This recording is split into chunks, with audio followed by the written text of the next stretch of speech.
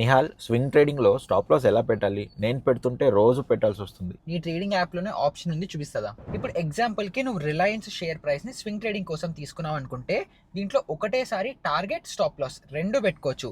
దానికి first స్టాక్ని watch లిస్ట్లో add చేసి క్లిక్ చేస్తే మనకి ఇక్కడ జీటీటీ అనే ఒక ఆప్షన్ వస్తుంది. దీన్ని సెలెక్ట్ చేసి ఇప్పుడు మనం ఫస్ట్ షేర్స్ ఆల్రెడీ కొనేసాం.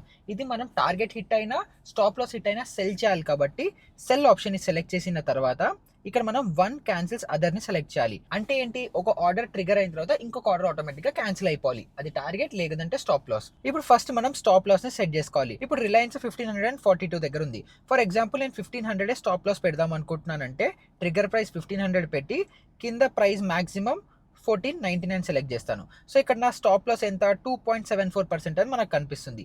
తర్వాత టార్గెట్ ప్రైస్ ఇప్పుడు రిలయన్స్ ఎంత 1542 దగ్గర ఉంది. సో 1642 వరకు వెళ్తే నాకు టార్గెట్ హిట్ అవుతుంది 6.46% అనుకుంటే మనం దాన్ని కూడా ఇక్కడ ఎంటర్ చేసుకోవాలి. సో ఇది 642 కాబట్టి ఇక్కడ 1643 యాడ్ చేస్తున్నాను. సో ఇప్పుడు మనం సింపుల్గా దీన్ని క్రియేట్ జీటీటీ సెలెక్ట్ చేసుకుంటే ఇక్కడ మనం ఆర్డర్స్లోకి వచ్చి ఇక్కడ జీటీటీ ఆర్డర్ యాక్టివ్గా ఉంటుంది. సో ఎప్పుడైతే రిలయన్స్ 1500 ప్రైస్కి వస్తుందో ఆటోమేటిక్గా స్టాప్ లాస్ ట్రిగర్ అవుతుంది.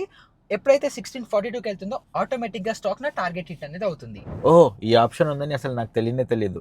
ఇప్పుడు మీరు కూడా తెలుసుకున్నారు కదా, మీరు కూడా యూస్ చేయండి.